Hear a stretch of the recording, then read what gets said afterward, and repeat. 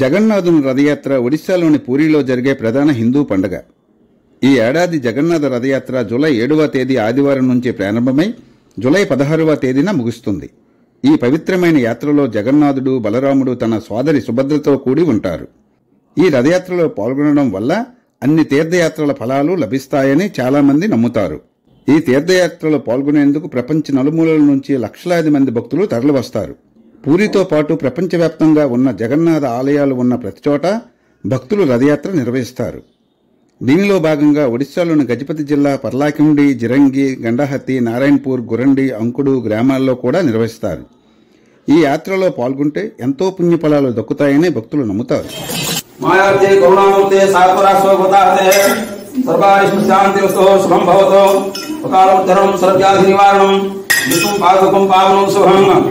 पापोहम पाप कर्माहम पापस्वा पाप संभव राहिमां त्वां जगन्नाथ सर्वपापहरो सर्वप्रेषहरो सर्वारिष्ट शांतिरस्तु लोका समस्ता सुखिनो भवन्तु श्रीमन्नारायण श्री जगन्नाथ देवता संतुष्ट सुख सम्नो सुवरदो भव सर्वारिष्ट शांति आरोग्य ऐश्वर्यस्तु मनोवांछा अभिष्ट फलसिद्धिरस्तु।